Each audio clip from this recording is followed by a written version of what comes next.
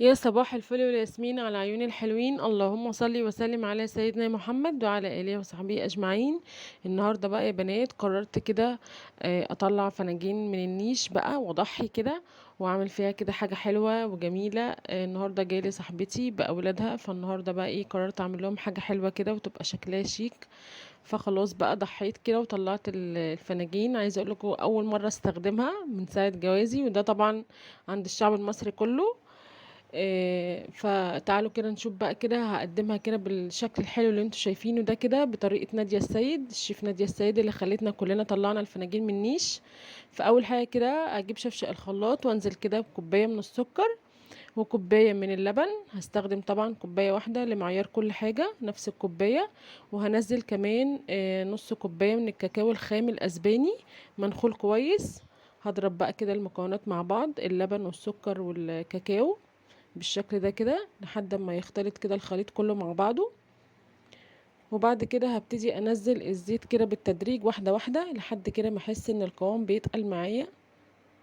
اريح الخلاط شويه واضرب وهكذا لحد كده ما يبقى يتحول معايا لصوص شوكولاته زي ما انتم شايفين كده.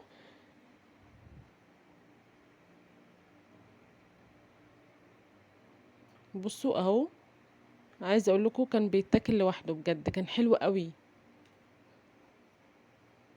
هجيب بقى كده كوبايه واحجز كده كوبايه كده من صوص الشوكولاته ده عشان هبقى اغطي بيه الكيكه لما تخلص. احطها بقى كده في التلاجة واجيب كده بيضتين واحط عليهم رشة من الفانيليا،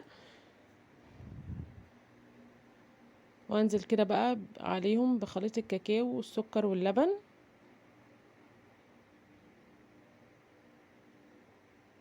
وهضرب بقى كده بالشكل ده كله مع بعضه. وعندي بقى هنا كوباية من الدقيق المنخول كويس، وكمان عليه معلقة من البيكنج باودر. هنزل بقى بيهم كده على بقية الخليط اللي انا ضربته، وهضربه عادي في الخلاط مش هيجرى حاجة يعني، سنة سنة كده لحد ايه ما يتخلط معايا في كل المكونات.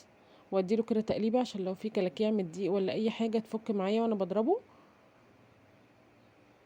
بصوا اهو، هديله كده ضربة كمان وخلاص كده بقى جاهز معايا. مش بتاخد وقت خالص معاكي، عايزة اقولك يعني نص ساعة بتكوني خلصتي حاجة كده حلوة وشيك. هجيب بقى الفناجين بتاعتي وادهنها كده دهنة كده من السمنة بالشكل ده كده.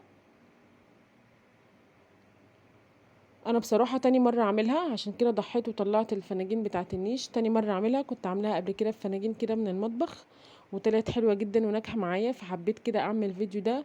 وحمسكم انك تطلعوا بقى الفناجين اللي بقالها سنين مركونه في النيش ملهاش اي لازمه. فتحمسوا كده واعملوها حلوه قوي. وكمان عندي كده برطمات اللي هي الصلصه دي بتاعه الصلصه، هعمل كده فيها عشان حسيت ان الخليط هيبقى كتير قوي على الفناجين.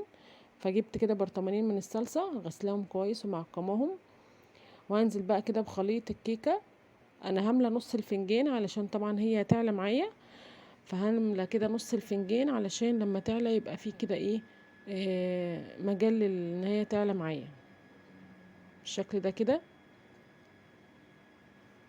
وبعد كده بقى هنظبط شكل الفناجين كده ايه، وهنظبطها بقى ونمسحها من الخليط والحروف والحاجات اللي احنا بهدلناها دي.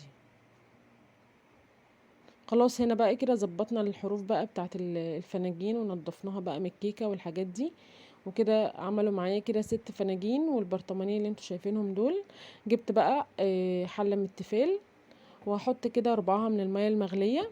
وبعد كده هرص بقى فيها كده ايه الفناجين بالشكل ده كده.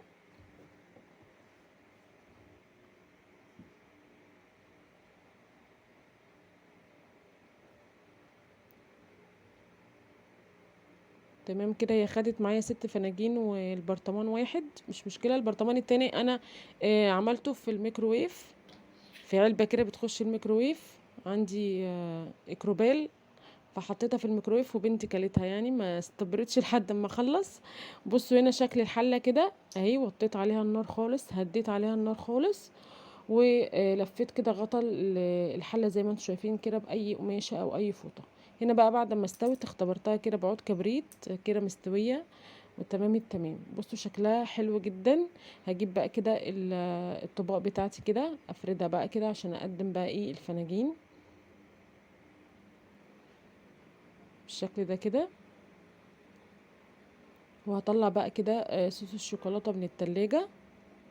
بصوا انا حسيته ان هو تخن معايا قوي لما حطيته في التلاجة، فروحت فكيته بمعلقه من اللبن الساقع كده، حطيت معلقه بس كده وقلبته عشان يبقى خفيف كده معايا، واعرف بس ايه اغطي بيه الكيكه. هسهل على نفسي بقى كده واحط كل فنجان على الطبق بتاعه.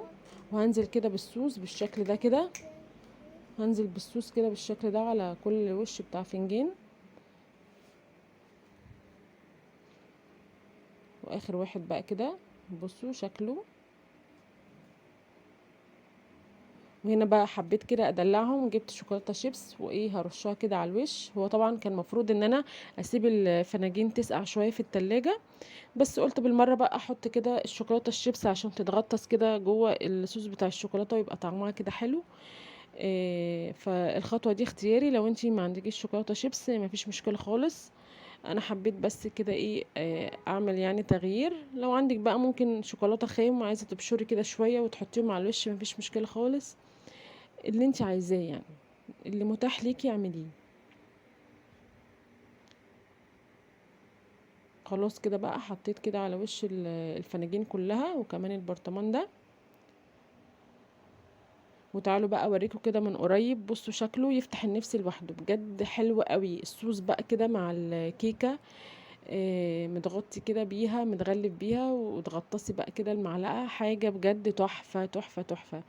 عايزه اقول لكم ان انا قعدت اكل منه وقلت خلاص بقى اخلص تصوير الفيديو بعد كده اقعد بقى اكله على مزاج. فكان حلو قوي. فطريقة سهلة وبسيطة تقدميها كده لكل ضيوفك وما بتاخدش وقت. واتمنى يكون الفيديو عجبكم، ومتنسونيش في اللايك والشير، واستنوني في فيديو جديد، والسلام عليكم ورحمة الله.